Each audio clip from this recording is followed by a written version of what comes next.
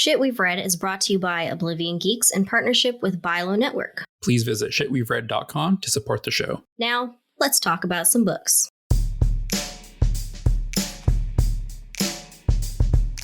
Hello, and welcome to another episode of Shit We've Read, a sci-fi fantasy book podcast hosted by some geeky friends. My name is Jason Rigo, and as always, I am joined by my host, Laura Benson. Hi, Laura. How's it going? Good. How are you? I am doing great.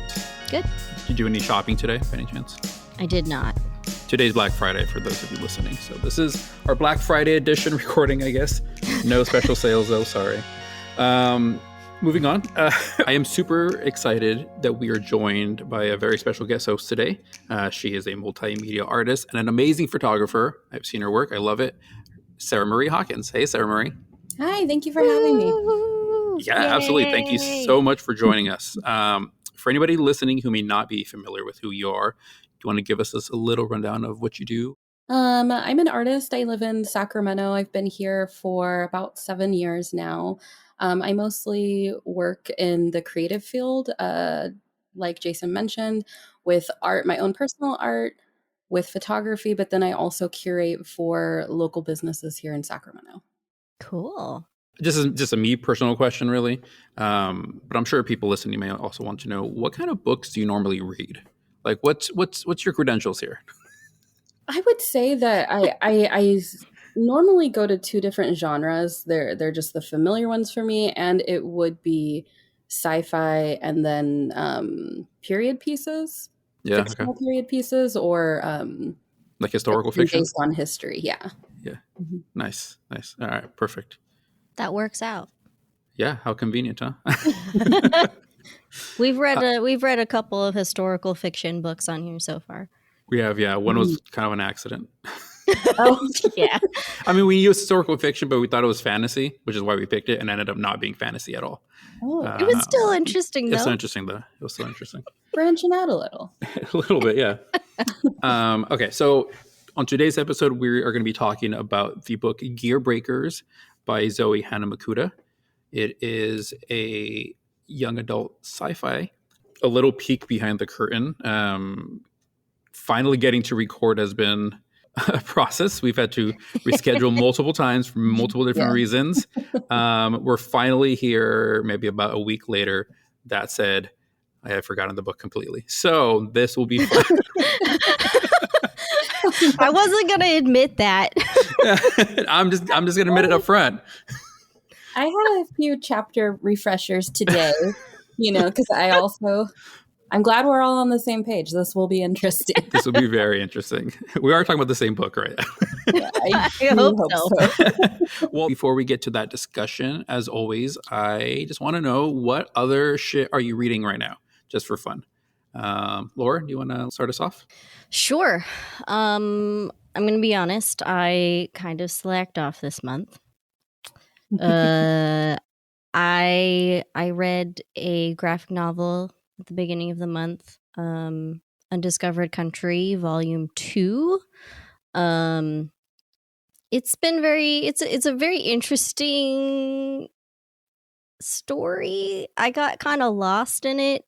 But basically the United States has closed off its borders, and so they basically kind of discovered there's this weird time difference happening. Like, there's different time going by inside America versus the rest of the world. It's really weird. But I would recommend checking it out.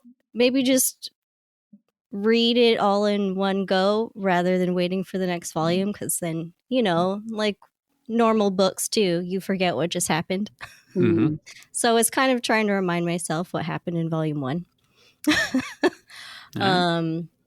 Other than that, I literally just yesterday started reading Remote Control. I don't know how to say the author's name. Nnedi Okorafor? I probably butchered that. But it's been on my list for a little while, and it is a shorter novella. Like 150 pages. So I was like, maybe I can try and at least get this done before the end of the month. So I'm not too far into it, but so far it is very, very interesting. So I'm looking forward to getting into that one a little bit more. Nice. I think that book may be in my maybe pile. Sounds I familiar. think so. I think I saw it on one of your lists. Oh, you'll have to let me know if it's worth checking out. I will. Definitely. Sarah Marie, are you reading anything else for fun? Or have you read Yeah. anything recently? In the last month or so, I was recommending some books to a friend, and I recommended Circe by Madeline Miller, which I think we spoke about before.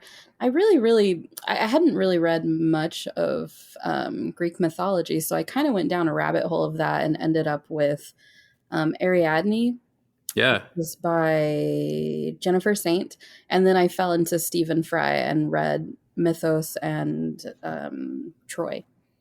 Gotcha. Nice. So my poor partner is probably very sick of everything Greek mythology that I'm like, did you know?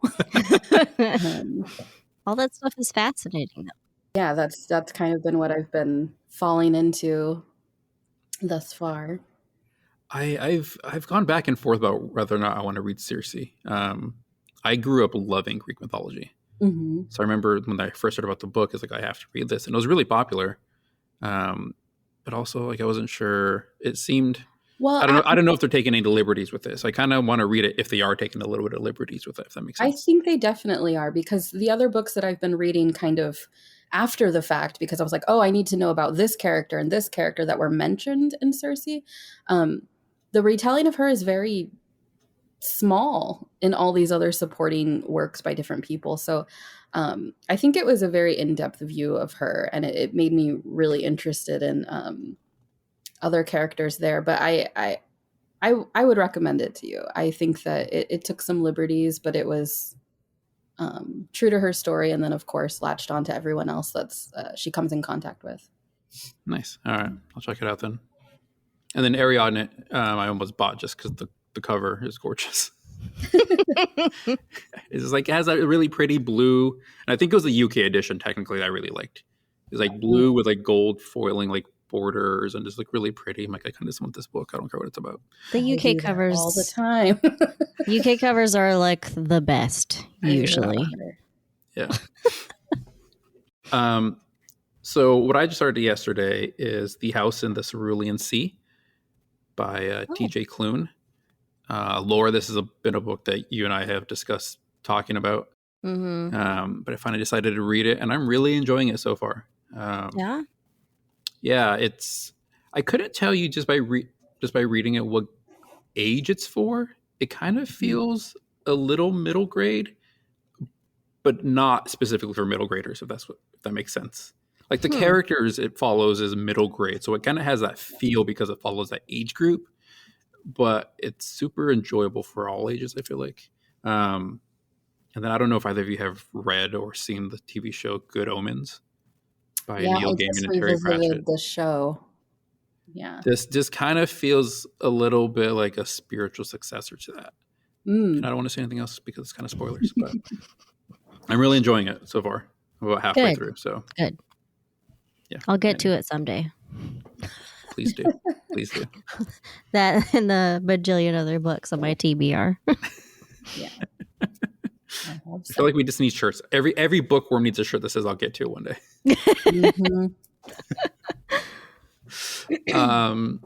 Okay, so let's then move on to the book of the night, which I mentioned already is Gearbreakers by Zoe Hana Mikuta. Laura, do you want to give us the synopsis off of Goodreads? Sure. All right. Two girls on opposite sides of a war discover they're fighting for a common purpose and falling for each other. In Zoe Hana Mikuta's high-octane debut, Gearbreakers, we went past praying to deities and started to build them instead. The shadow of Godolia's tyrannical rule is spreading, aided by their giant mechanized weapons known as Windups, War and oppression are everyday constants for the people of the Badlands, who live under the thumb of their cruel Godolia overlords. Eris Shinadai is a gearbreaker, a brash young rebel who specializes in taking down windups from the inside. When one of her missions goes awry and she finds herself in a Godolia prison, Eris meets Sona Steelcrest, a cybernetically enhanced windup pilot. At first, Eris sees Sona as her mortal enemy, but Sona has a secret. She has intentionally infiltrated the Windup program to destroy Godolia from within. As the clock ticks down to their deadliest mission yet, a direct attack to end Godolia's reign once and for all, Eris and Sona grow closer as comrades, friends, and perhaps something more. Ooh, something more. I wonder what that could be. Awesome. Thank you, Laura. Mm-hmm. Before we kind of deep dive into like what this book is really about, I do want to get just first impressions, like what were your overall thoughts on the books? Nothing spoilery, just did you like it? Did you not like it? Sarah Marie, guess first. You want to go? I would say that it was a bit of a slow burn for me. The first part of the book, I kind of had to not force myself, but I had to really pay attention. It was one of those where I can't just put it on in the background. I really wanted to read it. And that could partly be because I didn't particularly like the narrators. But I would say the middle part of the book is really my favorite. I did like the kind of slow building of trust and friendship between the two of them. I 100% agree with everything you said. It was the exact same way with me. I think the first third of the book, I kind of was like, I'm not really getting sucked into it. Mm-hmm. I was also listening to audiobooks. And so sometimes, like I can get distracted as I'm listening to audiobook. And so I assume that's what was happening. Is like, oh, maybe I'm just not focusing enough on the book. But then like, the middle of the book, the second act, you kind of got more into the character stuff. And that's, I thought, where it really shined was the character work and the relationships and all that kind of stuff. I kind of agree with that. The beginning kind of felt not really fully well written. I often found myself getting a little lost in not catching details, and having to go back and see what I didn't catch. Yeah. But yeah, I'd say about halfway through it started to get better and picked up. And I'd say other than that though, like I had a lot of fun with it. I loved the characters and just kind of the relationships between everybody was really fun and just kind of fascinating. And I felt like even though obviously the plot of it was, there's a larger thing going on, the most interesting part was definitely the characters. Agreed. I will say I had a real big problem with the ending. And we'll get to that more a little bit. But the way it happened, not necessarily like what happened, but the way it happened really annoyed me. But yeah, we'll get into that in a little bit. I had a couple of gripes too. But overall, I enjoyed it. Yeah, same. I enjoyed it overall. Are we ready to move into spoilers and really talk about this? Yes. Okay, awesome. Let's do it. All right, so if you haven't read the book and you still want to, and you don't want this ruined, now is your chance to back out. You've been warned. From here on out, spoilers. Okay. Can we just, again, for my own sake, can we just try to recap what happens just so I can remember?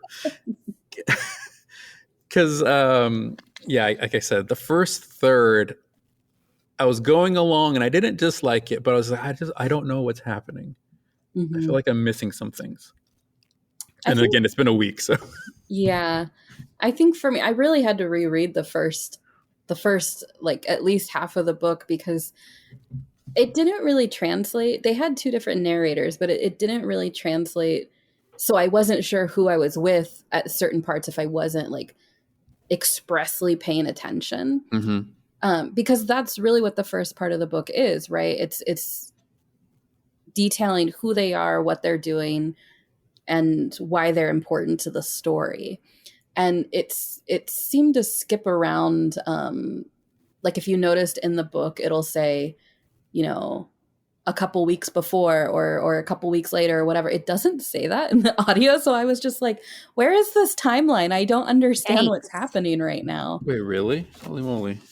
Is that why I was confused? That's why I was confused. Well, I think that's why, because once I did read it, I was like, oh, okay, well, this makes sense. Because I felt like Sona's story, like in the beginning, like explaining who she is and where she's coming from was really abrupt, because then like you don't really hear a ton about her background until a little bit later, and then it skips right into the next character, and I was like, wait, is it still this person? But then in the book it actually does say who's talking when and what timeline they're on. Wow, that is definitely confusing. Yeah, jumping back and forth between characters and also times, it's kind of a little confusing. Yeah. Which I don't mind that. I just don't think it translated well in the narration. Okay, so who are the characters? So we have Eris, right? She is a Gearbreaker. Mm-hmm. And Gearbreakers, they're the ones who like destroy the windups on the inside, right? They're like the rebels, the grease monkeys. Yes. Mm-hmm. And then we have Sona, who is a windup pilot.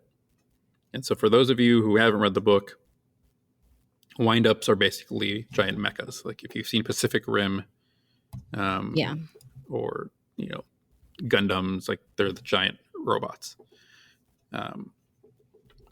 Okay, so Eris, during one of the missions, she gets captured, right, by the Godolia army. I guess. Yeah, they take the down. mission was actually going fairly well, but then a second came out. They were fighting a Phoenix, and then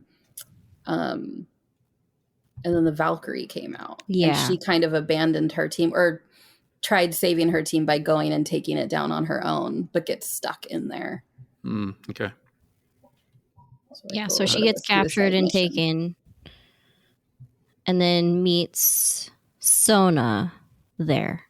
And so Eris is going to be interrogated and tortured, right? But Sona sees this as her opportunity to escape Godolia, because we find out that Sona was taken from a young age and basically forced to be one of these soldiers, one of these pilots.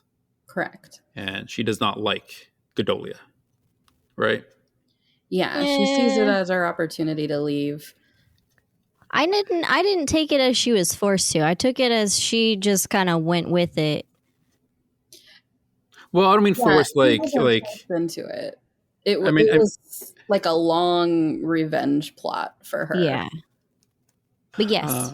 Okay, so it's very obvious this is going to be like a enemies to lovers kind of trope, right? Like, yes. Yeah, and even when I was reading up on the book before I had read it, I think that's also why I was kind of less into the first part of it, is because I already knew what was going to happen. Right, yeah. They already told us that these two are going to come together, and it's like two unlikely friends who might be more.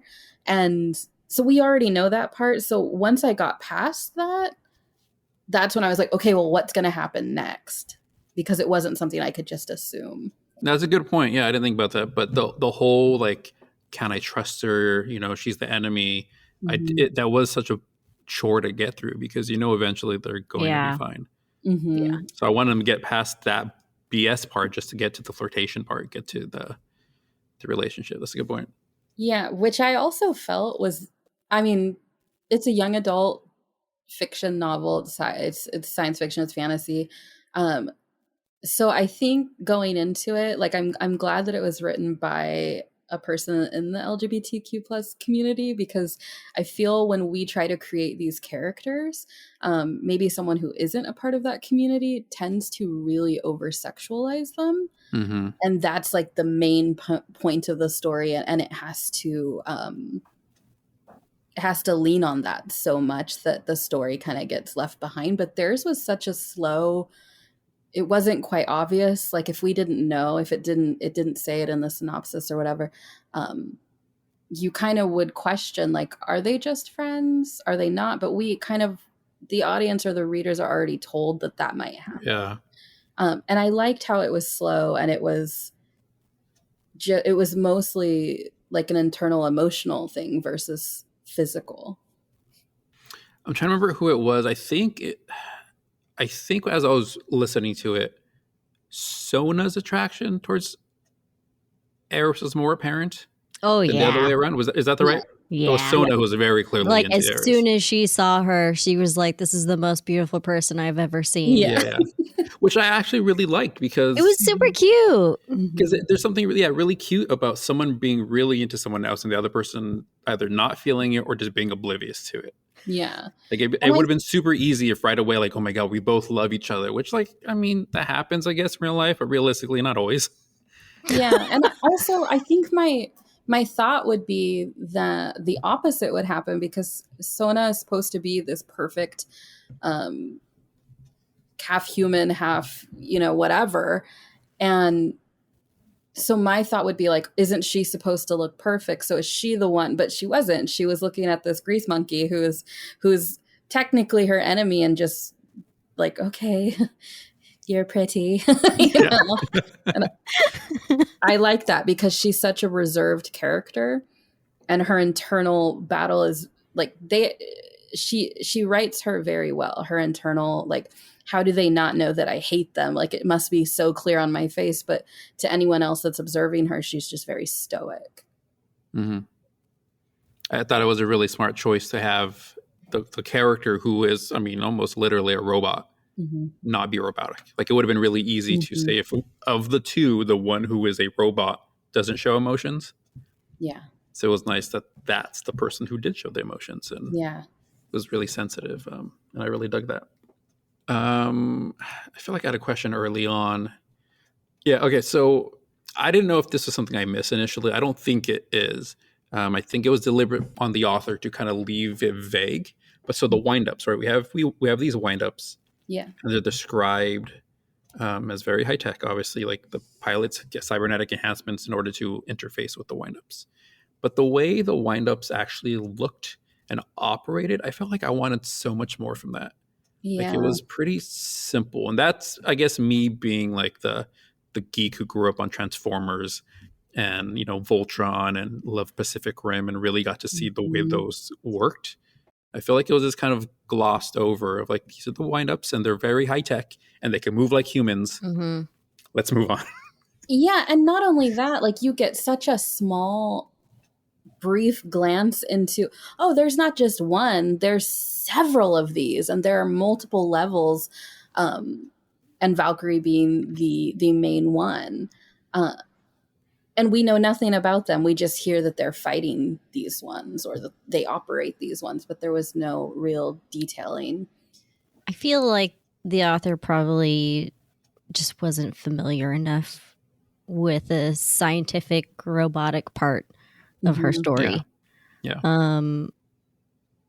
Yeah, there were definitely times when I was a little bit confused when they were being described, or like trying to picture what they looked like, or trying to picture how they were piloting, and all I really kept, I just didn't get enough, so I just kept picturing Pacific Rim whenever. So did I. Windups So were did I. Yeah, I think the hard part for me to get over was like, oh, these Gearbreakers get in, and it's just this one little gear, or this one little snip, and that's it. And I was like, really? Y'all are super high tech. There wasn't a main thing. It's not like in Star Wars where it's like, we have to get to this little thing and fly through here, and you hit this thing right here, and that, brings the whole thing down. There wasn't specifics on that, so I found it, I mean, it is fantasy, it's sci-fi, so it's things that don't happen. But the nerd in me is like, well, I want more. I want to see more difficult than that. Right. Because these people are supposed to be, the Gearbreakers are the badasses of the rebels. So I want to picture more than them just like bringing a screwdriver in or some scissors. I kept picturing Luke in Empire Strikes Back when they're on Hoth and you have the AT-AT and he's just like swinging from the AT-AT, and he cuts it open and like throws a bomb in and destroys the entire thing. Just this little guy. Like, well, that was easy. He at least has the Force and a lightsaber. That's true. What do these people have? Nothing. Gumption. Moxie. Gloves. Fancy gloves.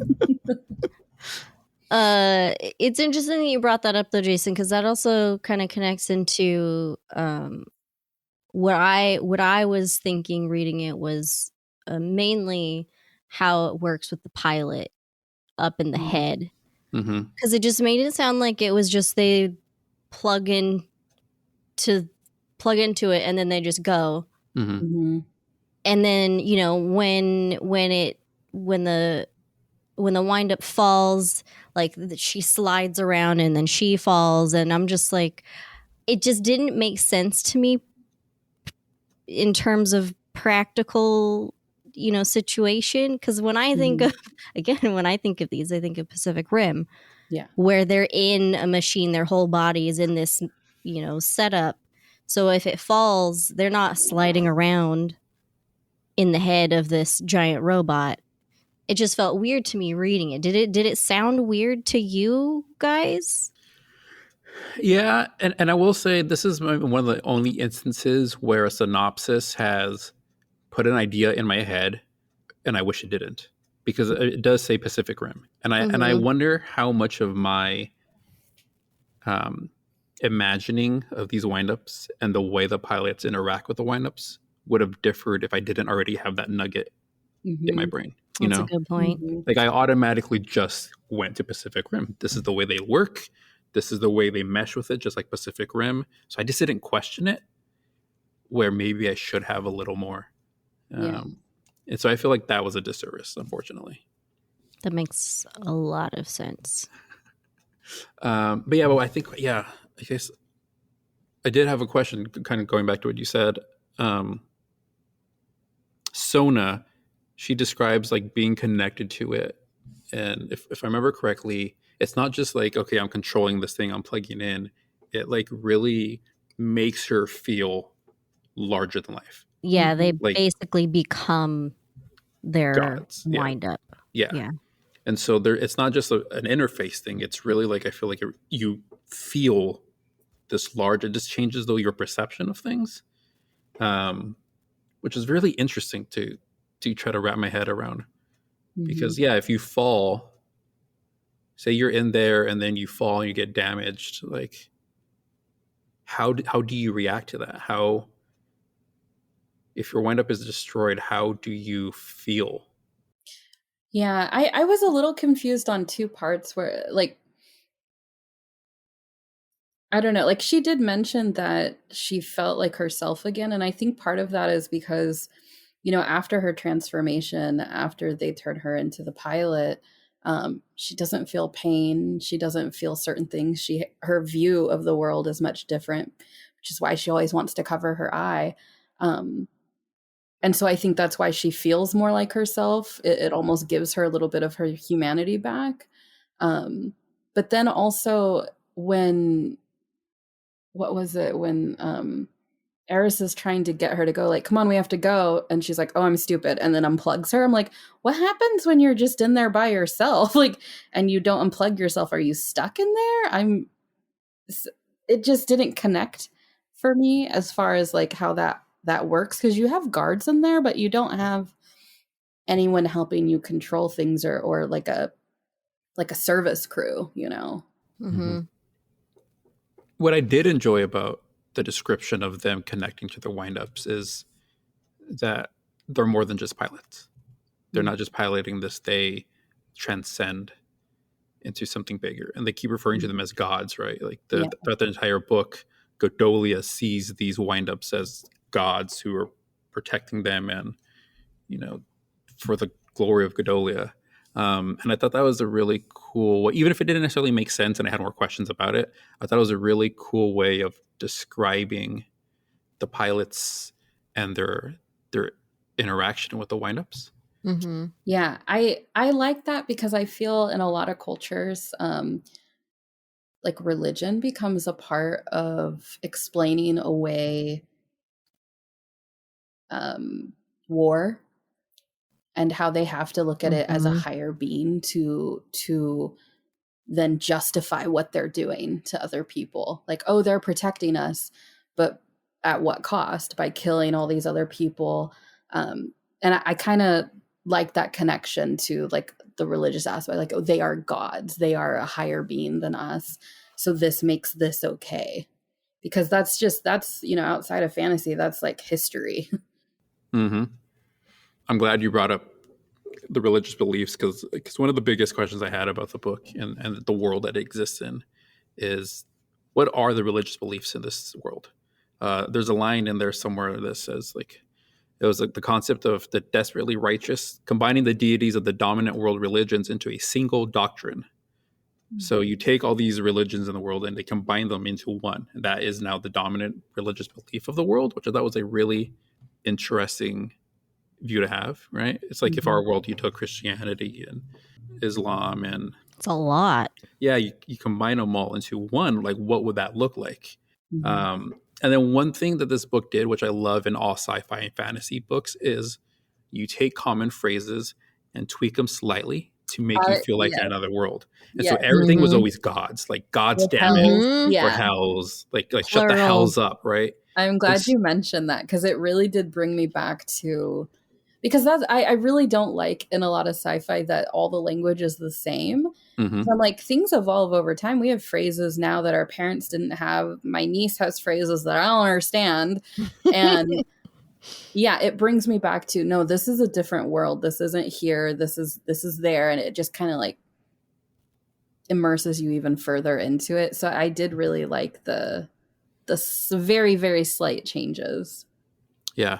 And I'm glad that they explained that, you know, that I think the line in the book is the proclamation of a twin hell eternity, one purgatory for the sins of the flesh and one for the sins of the mind. So these people truly believe there are multiple hells, hence why you say hells.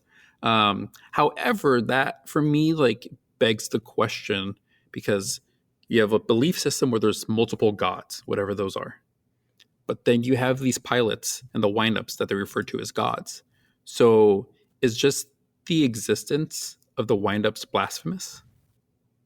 I mean, I think they said that they modeled them on their gods. But they call them gods. It's not like I guess, are they viewing them as embodiments of their gods, right? Like if we're talking about like the Greek pantheon, we mentioned Greek earlier. So say we believe in Zeus and Hera and all them. Are we building a windup in the image of Zeus? And so in our mind, that's just representing Zeus? Or does the windup itself become a god because that's the power we give it or something? And again, I might just be overthinking this. I tend to do this, so it's fine if I am. No, I think that's a valid question, though.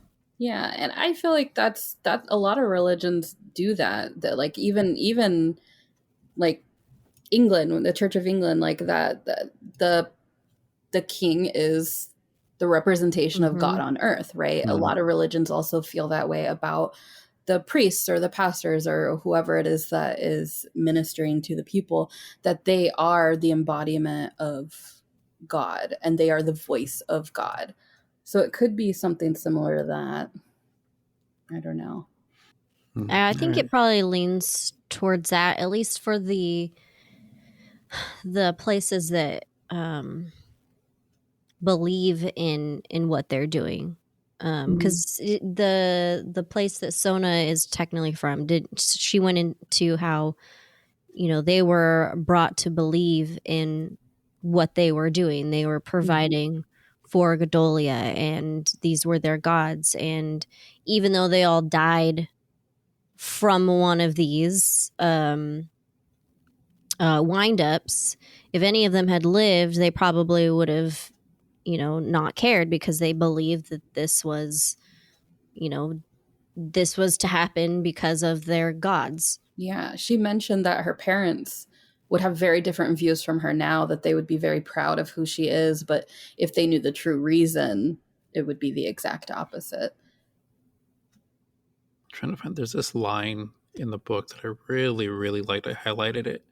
Because I felt like it embodied so much of what war is, right? Like in a very simplistic view, war stems from two different ideologies, right? Mm-hmm. And you can't find a common ground, and so you start battling it out.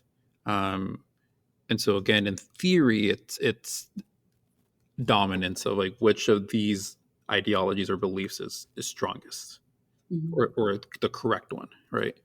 But I feel like war so much turns into just wanting to win and not really like caring about the reason behind it. Like maybe you go to war for a quote unquote good reason, but at the end of the day, it's no longer about this reasoning. It's just we need to win because we need to win. Um, yeah, and there's a quote in here that I love, and it says, "We are at war, Voxter. We do not need humanity. We need to win." Yeah, I remember that line. And yeah, and it just made me think about the wars that our country has been in. Even recently, where we go in for a reason, and maybe at the time your beliefs support that, but a decade later we're still in the war, and the reasons of why you were proud then maybe aren't the same now because Mm-hmm. it's Because you're shifted. weighing the loss, you're weighing what's happened since then. Yeah. Yeah, I love sci-fi and fantasy that tackles real world shit Mm-hmm. in a way that's fun, right? You got giant robots.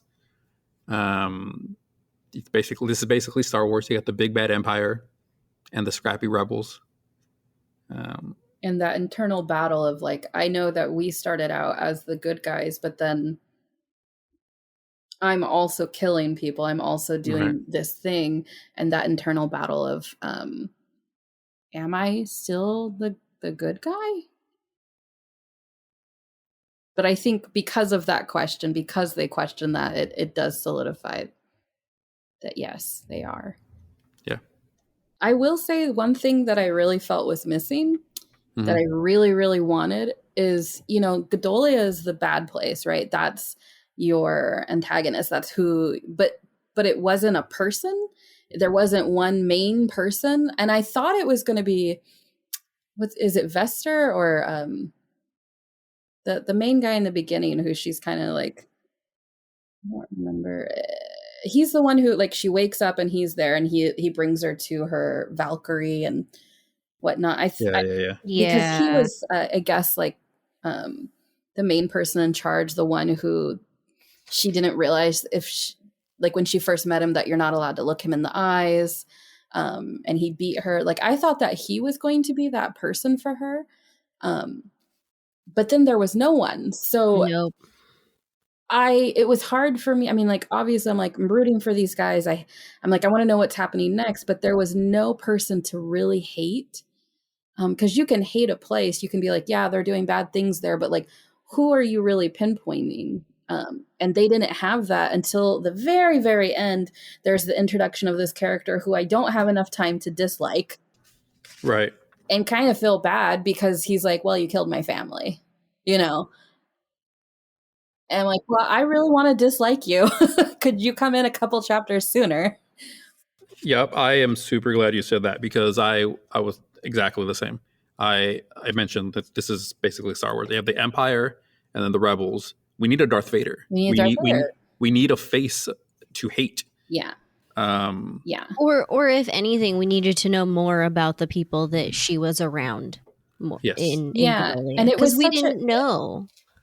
I mean, in the book, it does show like, oh, a couple weeks later or whatever. And then it kind of goes, oh, yeah, I had my first run. Here's my second run, blah, blah, blah. But it doesn't really, aside from her like little, like brief spat with Victoria, who's just trying to show that I'm the main person in charge, and is threatened by Sona going in there. It was a little, I just wanted more. And I thought maybe, oh, she could come back later. But then, I was like, once she kills her, I'm like, okay, well, who now do I dislike? Well, and even the people there, it's I feel like the author was trying to make them all seem like bad guys, but also not like they really sincerely believe in what they're doing. Mm-hmm. but it was just weird because I didn't always get those bad people vibes, other than No. the random line once in a while, like kind of showing their cruelty in a way. Yeah. But I that's mean, really it. the So like when differences she between kills Rose, yeah, I was like, what? Why did you do that? like Because there was we nothing didn't else know you them could have enough to done. hate them. Right. That seemed a lot. Yeah. Oh, poor And Rose. then you see the similar, like they're really they're children, they're kids, right? And so you have, Sonus's side, and then you have Eris's side, and they kind of talk to each other the same way. The group of kids, like you have one where, oh, we're celebrating. Here's some cake. Oh, I'm gonna throw some whipped cream on you, stuff like that. Like that was very similar, and you realize that they're just kids who grew up differently and have very different point of views on the world based on their environment. And they're not inherently good or inherently bad. They just know one thing, that had to, a few times I had to stop. I mean, I feel like reading young adult fiction, I always like have this weird jolt because I've been reading that like forever, of how old I am. And I'm like, these are 16-year-olds, 17-year-olds. And then going back to when Eris first gets her command. And oh, here's this 12-year-old that's going to be on your team and this 13-year-old. And I'm just like, what? And it kind of brought me back to what is it, like Bean and Ender, and how young they are. And I don't know why it's more believable for me with Ender and Bean being like 5 and 6 years old when they start, instead of these 12, 13, 14-year-olds. I don't know. Maybe it's because I feel in those books there's a more scientific view and explanation of what's going on with them. But yeah, every once in a while I had to stop myself and be like, oh yeah, they're teenagers. They're young teenagers. I think in Ender's Game, they make a point to say like they're young, and this is a school, right? We're training them from very young, so it's easy to believe that you are young, you're kids. But like this book, I don't think there's anything in the narrative that changes if they're 16 or 26.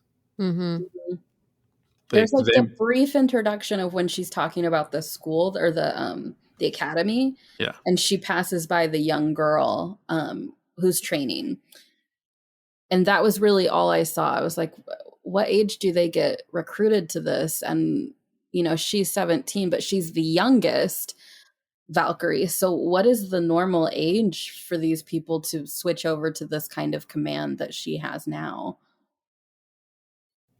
I always age up young adult characters. I don't think I've ever read a young adult book I do. and think they're teenagers. They're always like young 20s, like 17 at the youngest, but they're always in the 20s. And I don't do it deliberately. I think my brain just is like, this is what makes sense. Yeah. You can't relate to a teenager anymore. 20 is a stretch, but when I was 15, 16 reading stuff like this, like it didn't matter what age they were. I always made them my age. But now that I'm way past that, I kind of have to age them down. It's I don't know. It's do we know how old the kids on Eris's team are now? Because we know how old they were when the team was first put together, but I don't know what the time difference is there. Wasn't she like 14 when she got them? And I'm assuming she's the same age as Sonus, right? Or Sonus. Yeah, I think she's 14.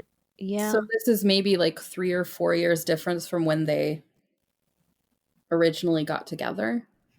So they're Laura, you know better than to ask me anything about years, or I don't pay attention to that whatsoever. I figure I might as well ask. I mean, you can ask Sarah Marie. I don't know shit. I'm like, but like, because I've just like through reading this whole book, I kept trying to remember how old these kids are because I couldn't tell if I couldn't remember when the team was put together, so I couldn't I didn't know if I should be picturing 12 and 13-year-olds or if I should be picturing 16, 17-year-olds.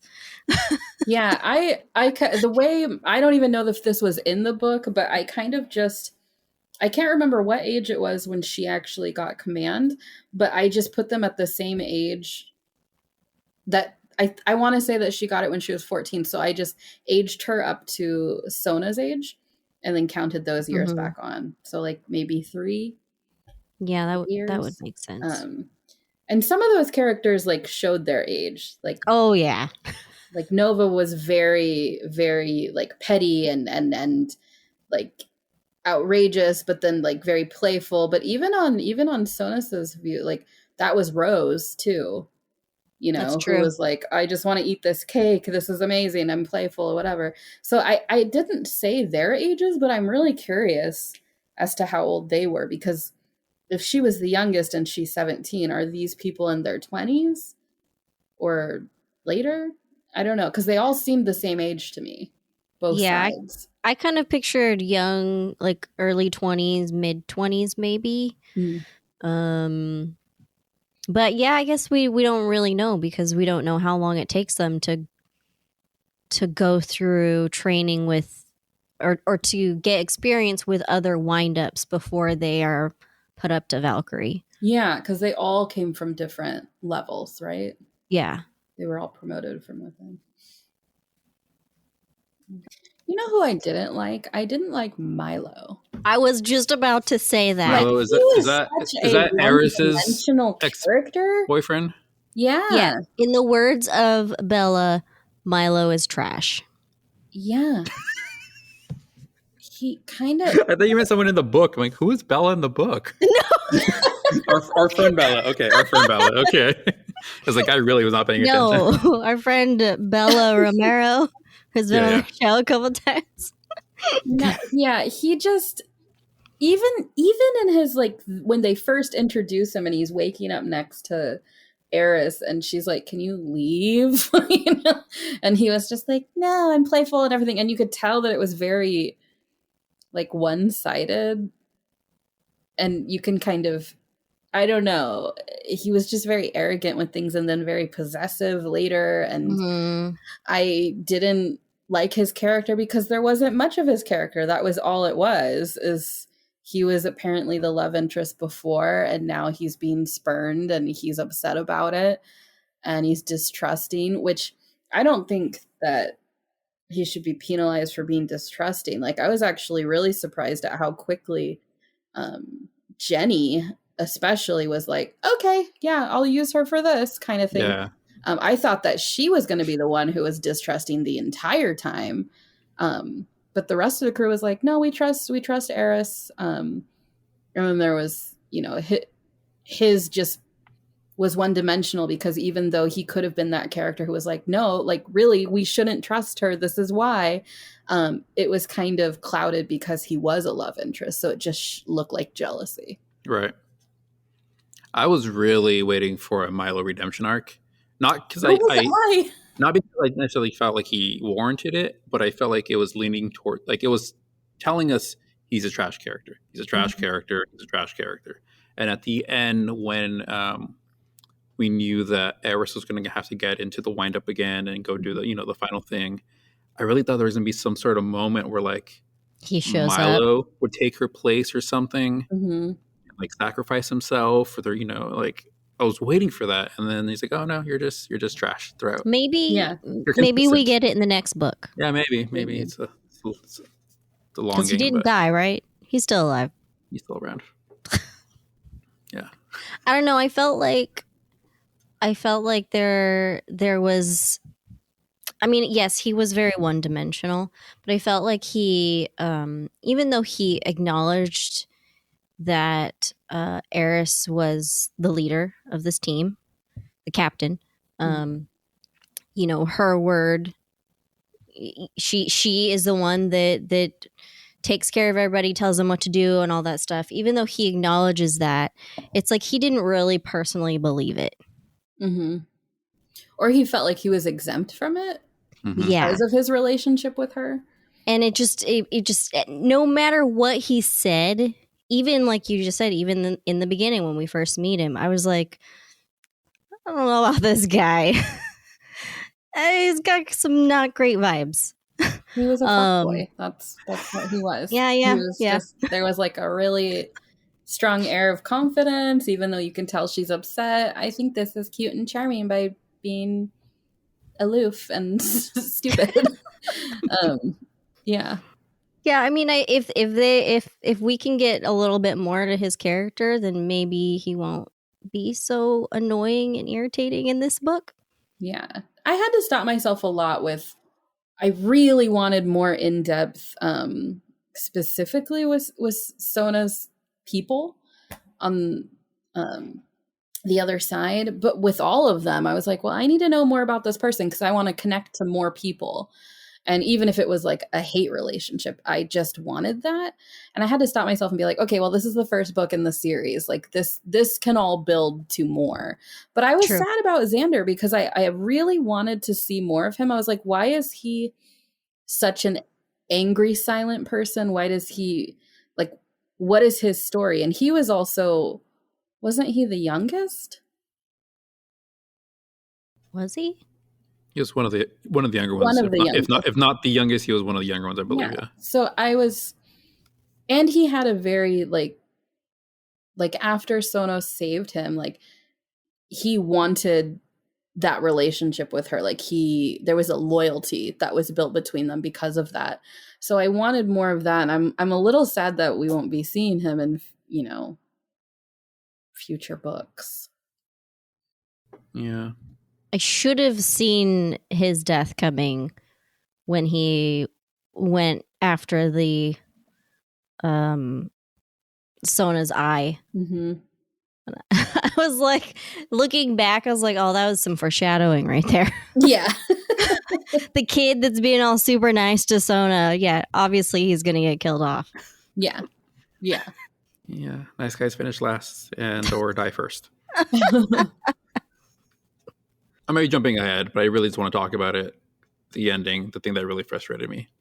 Let's I want do to get it. your thoughts. One of my least favorite tropes, and I think it counts as a trope, is when characters go through this arc, right? They physically they start somewhere, escape, they go on a journey, and then they end up right back where they started by the end of the book. It's annoying. Frustrates me so much because I just feel like the second book is going to start off exactly the same way, right? She escaped, she lives a life, now she's back. I got to escape again. I'm like, oh, we just did this already. Like, yeah, I'm. You know what? I'm not super bummed about that because I feel like their initial escape was way too easy. So I'm like, okay, well, you're not wrong. Now they know who she is. Now they know how she really feels. The part that she thought was so obvious. Now they actually know the truth. So what does that escape look like? And is it actually an escape? Like my thoughts are the next book is they will come to her versus her leaving there. Because for most of the book, she's over there in the Badlands. Yeah. We also have our Darth Vader. We do have our Darth Vader, yeah. We do. Yeah, but to Sarah Marie's point, I didn't care about him. He got introduced way too late. It wasn't, I mean, honestly, if you look at that point of view, you look at these characters who grow up in the society where what they're doing is right and righteous, and she's the enemy coming in. She's the one who just killed their families, and their friends and their coworkers and whoever, like the people that they care about.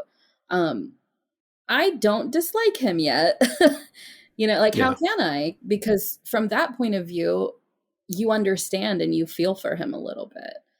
I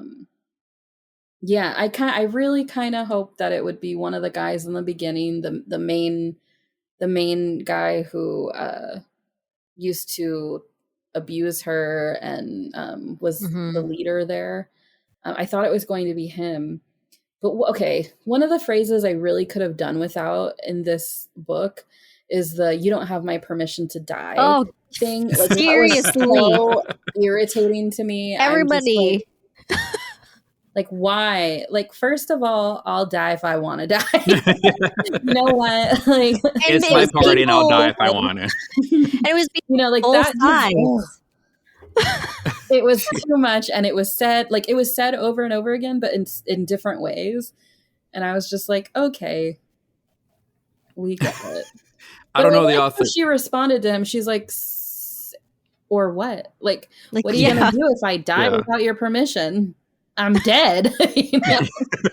So, and that kind of like, I don't know, it blew the wind out of his threat quite a bit. And I was like, okay, it can end there now. We'll have to say it again. I don't know the author's background with the military. I don't know if they were part of the military or grew up in a military family, but I really felt like it was their attempt to like come up with like military jargon of like, Yeah. and it's like, yeah, I don't maybe. think it quite worked. No. No. I say that, and then maybe we'll get a comment from someone in the military. No, we say that all the time, actually. Actually, Jason. Actually, going back to what you're saying though, Jason, that is kind of annoying when that's a recurring thing. Mm-hmm. right? Getting Yeah. back where you started. I'm okay with it this time. But if the next book does it that way, then I'm going to be really irritated. And honestly, like I like the show Nikita. I stopped watching that because that was like every season.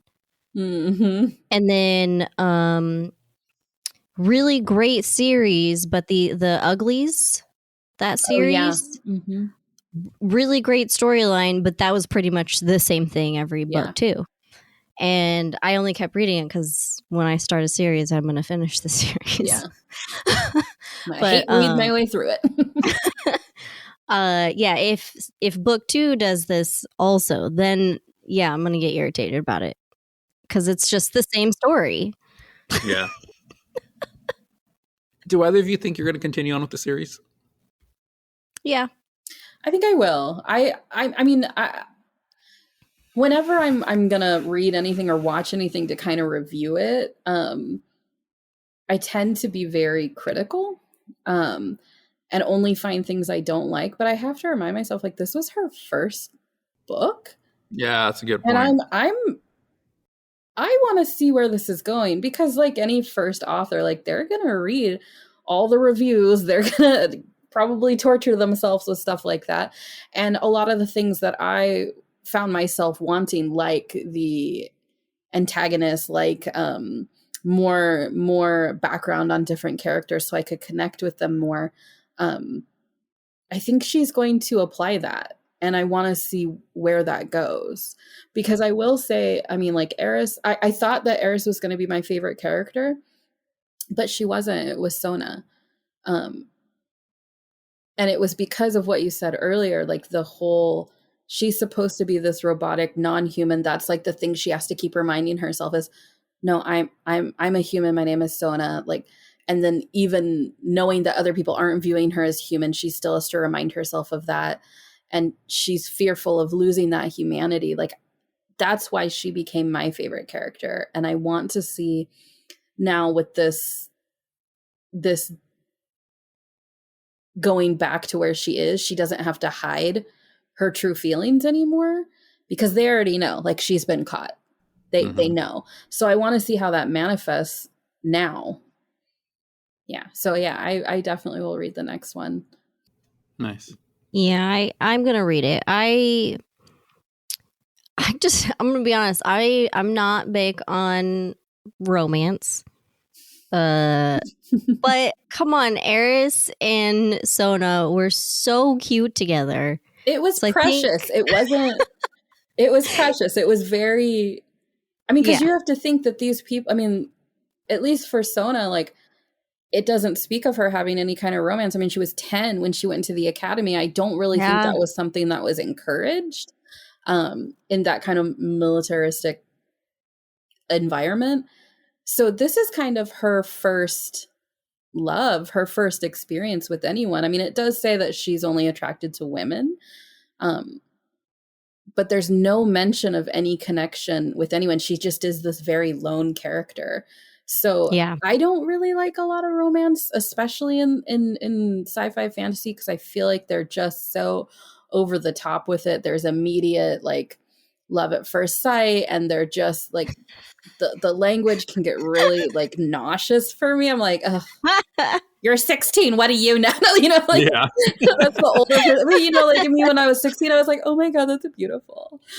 So I don't know, but I felt like this. You're right. Like they were very cute, and it didn't seem forced. It seemed like natural Yeah. progression based on their like what they were going through, that connection. And Yeah. I like how Eris was grounding for Sona. Like she kept reminding her, like, no, you're a Gearbreaker. You're one of us. You are human. You are this. And that's what she needed. That's what she needed reminding of. And she needed her to be that person. So Yeah. yeah.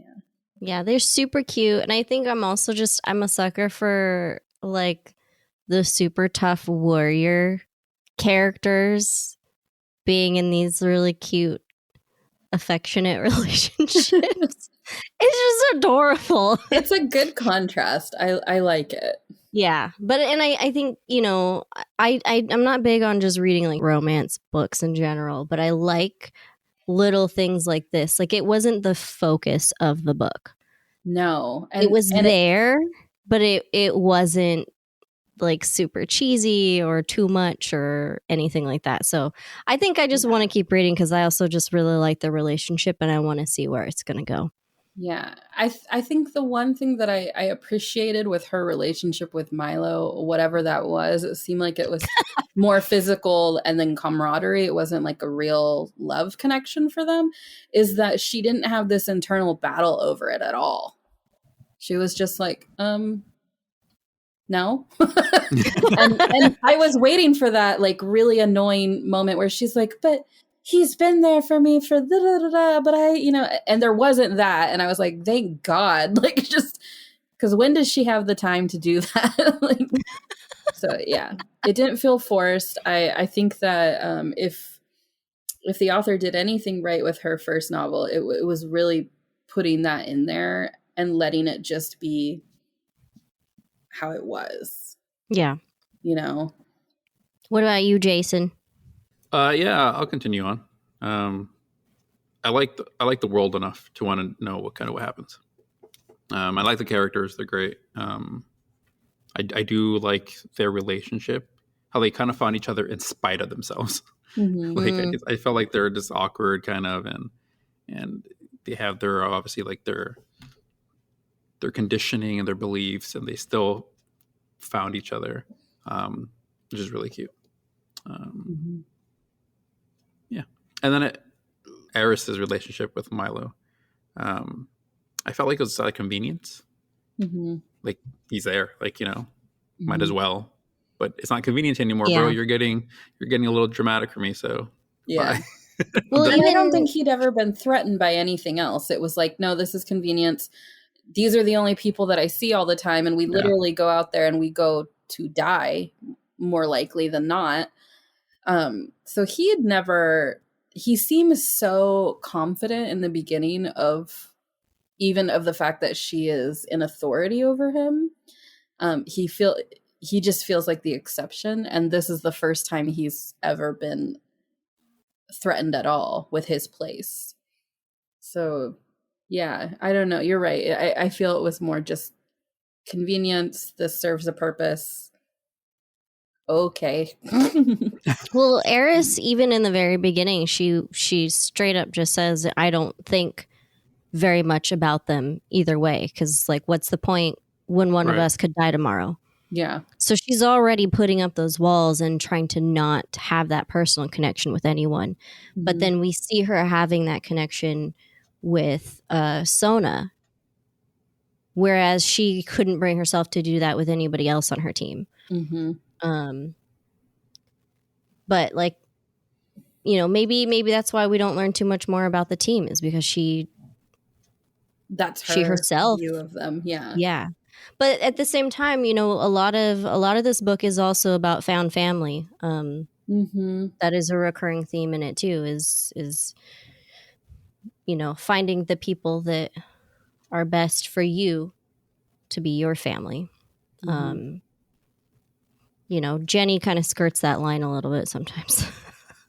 I But think I needed a little. I think I'm gonna like Jenny. I don't know if I do yet, yeah, same. but I think I will like her. She's just so over the top about everything, and a She's little. also I like supposed to honestly be thought super that maybe smart. she would turn because she was Oh. so. I don't know.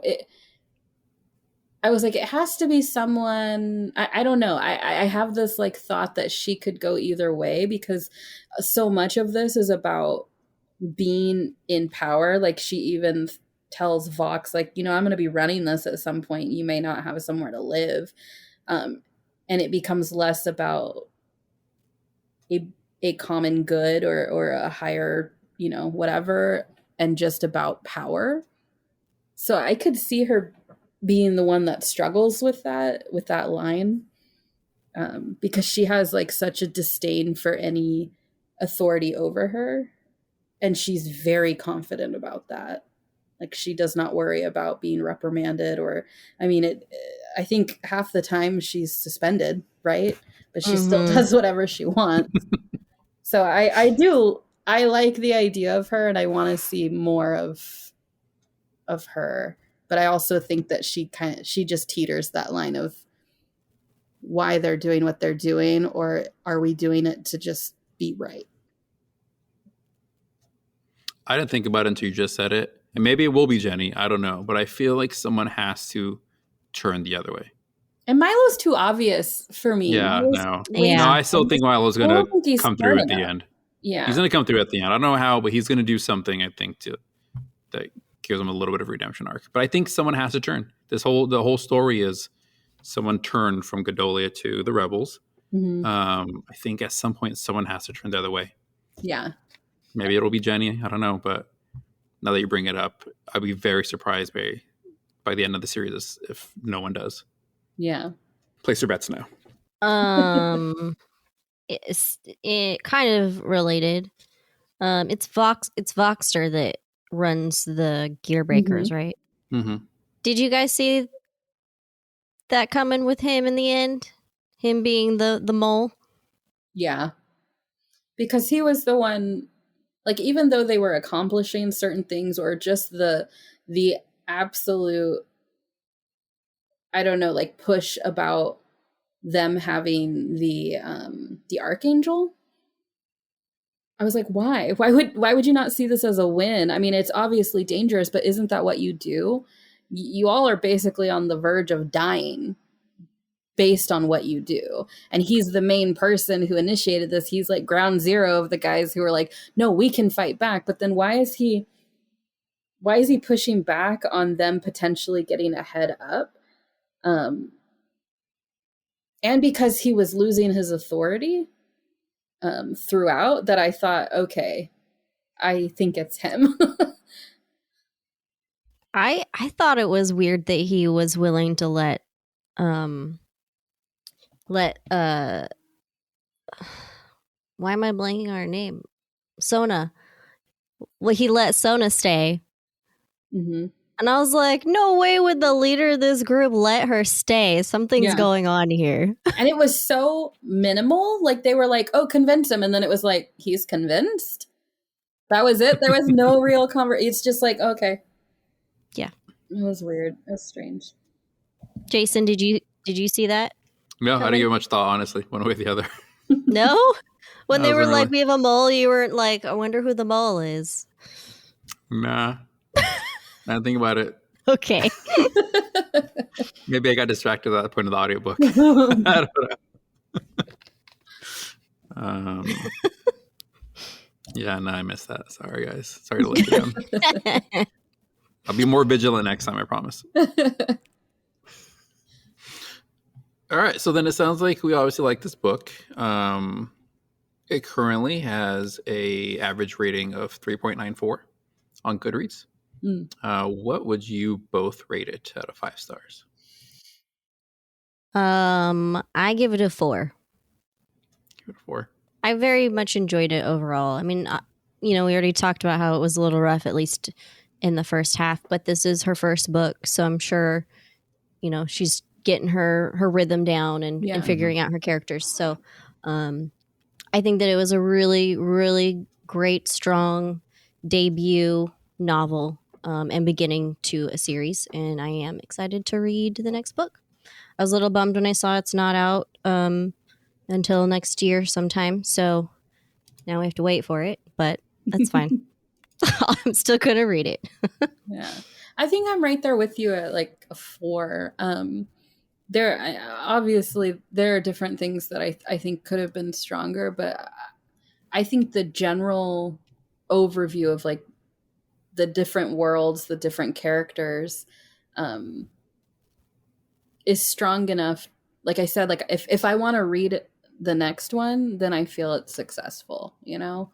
I want to see what she does later on. I like the general theme. Yeah, I give it a 4 too. I think our biggest complaint is the slow beginning, but now that the story has been set up and we got introduced to this world, I don't think that'll repeat itself in the second one. Hopefully, I think it'll just hit the ground running. So I think the second one has all the ingredients to be even stronger. And I'm really looking forward to it. I really want to know more about these windups. Like, give me so much about these robots. I think it's hard with these type of books. We won't get it. It'll just be force fed. Rely so much on visual, or you have to get the writing just right. But I don't think, like, kind of like what you were saying, Laura, is like maybe she didn't have the knowledge to describe more of it, like the mechanics of things. So then you rely on visual, but it's a book, so we don't have that visual. So, and because I like going into it, I thought there was just one type of wind up. And then I hear like Sona's crew being like, oh yeah, I transferred in from this and this. And I was like, wow, there's a lot. Why don't I know more about this? I really wanted to see what they look like. And we weren't getting that visual description. So yeah, more about the windups. I want to know more about just the world in general.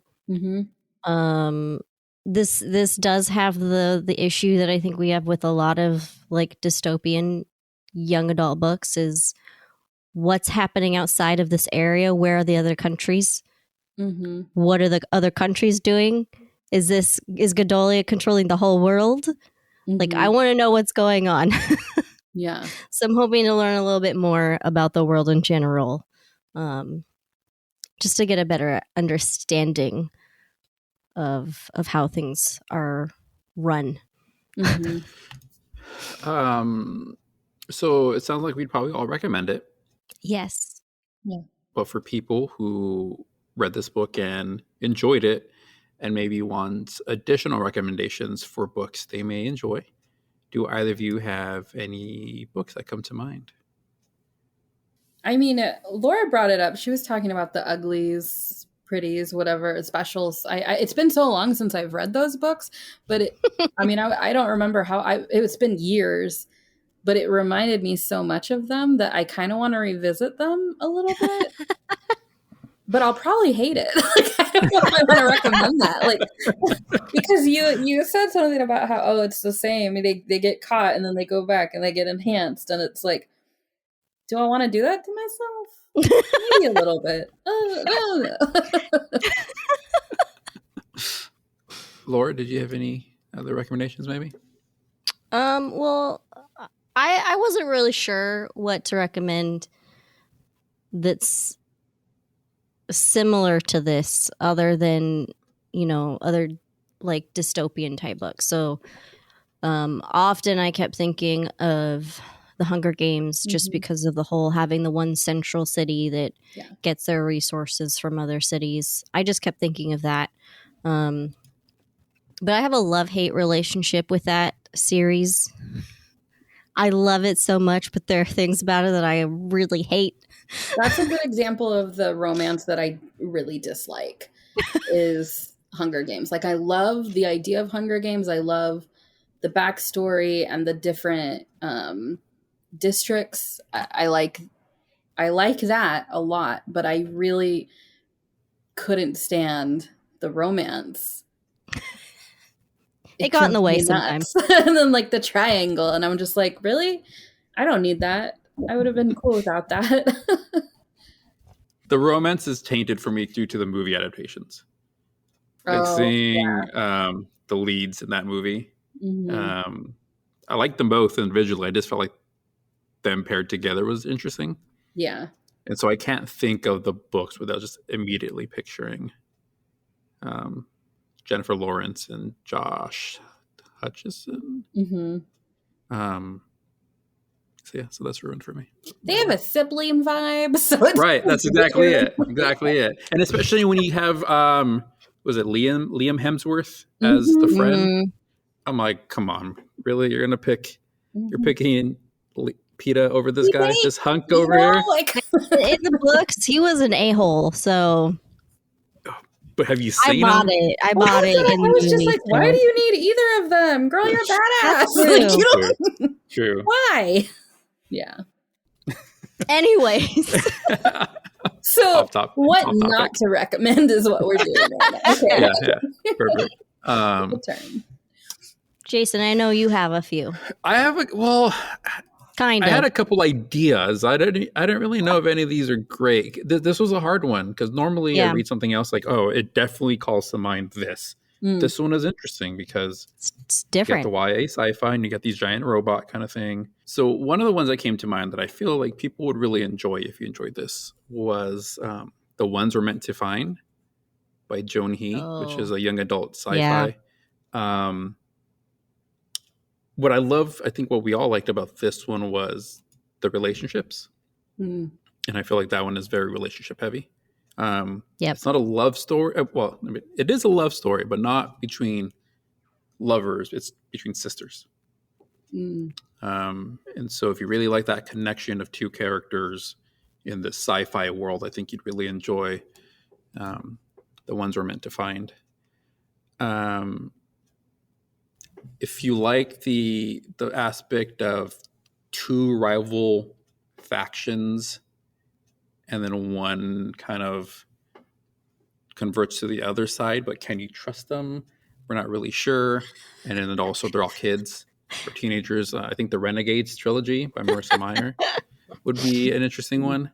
That was also the books we read for our very first episode. But that's a young adult sci-fi series about a team of superheroes and a team of supervillains. And then one of the supervillains masquerades as one of the heroes. Mm. And so it's like, can we trust them? Do people believe them? So I feel like that's kind of similar. So you probably also enjoyed that one. And then I guess the book I think most it's similar to this one would be Star Wars Lost Stars by Claudia Gray. It is I believe it's a young adult book in the Star Wars series. It spans many years. It officially starts before A New Hope and then goes into like Return of the Jedi era. And it's about two lovers who end up going one towards the Empire and one towards the Rebellion. Oh, no. And so it's very Romeo and Juliet, star-crossed lovers, and then they reconnect at the end. But it's not like a happy meeting again. It's kind of like we're on the opposite sides of the war now. So how does that change our dynamic? And that book is really good. Like I love that book. Yeah. I want to read that. So if you like Star Wars, I definitely recommend that one. And then one last recommendation. It's not at all based on this book. The only reason I'm going to bring this up is because Sarah Marie and I have talked about this narrator many times. Oh, no. Is it Daddy Scott? It is Daddy Scott, yes. So if you enjoy audiobooks, our favorite narrator is Scott Brick. Hands down. He is narrated in many books. Some of the most popular ones that I've either listened to or you would probably recognize are like Jurassic Park, I, Robot, Blade Runner, the Dune series, the Shannara Chronicles, and many, many others. We love his narration. His voice is so good. The way he narrates is like amazing. So listen to anything by him. Wow. Yeah, honestly, I feel like that's a good judge of, I know that I'm going to enjoy this book, even if it's, but I would say, like, I feel like every book that I've heard him narrate, they're good books. Right. So I feel like he chooses, or the authors choose him, however that works out. He knows his audience, and the authors know his audience. So yeah, I've looked at books and been like, I don't know. Oh, Scott Brick. Okay, yes, Scott Brick. Yep. That's the one for me. Yep. So again, nothing to do with this book whatsoever, but just if you're into audiobooks, look up Scott Brick. Yeah, Scott. Good to know. That's all I got. Okay, I think that's everything. We covered it all. Sarah Marie, is there anything that you would like to plug or promote or anything while you're here? No. All right, moving on. I got nothing. I have a lot of stuff, but it's not, I don't have anything Not yet. at the moment. Yeah, it's that end of the year thing. So Gotcha. Well, thanks again so much for joining us. Yeah, thank you. Thanks for having me. To you. Absolutely. Yeah. Is there anywhere that people can find Sarah Marie? Instagram is at Art by Sarah Marie. And I think that's the best place to find me. If you want to submit any art ideas to me, then you would go to artanduncharted.com. Awesome. Nice. And you post a lot of your art and stuff on your art and photography on Instagram, right? Yeah, the main place is Instagram. Yeah, so you'll find, I don't know, it's funny in my social media journey as I thought I needed to have an Instagram for every single thing, but I also realized I hate that. So I don't do that.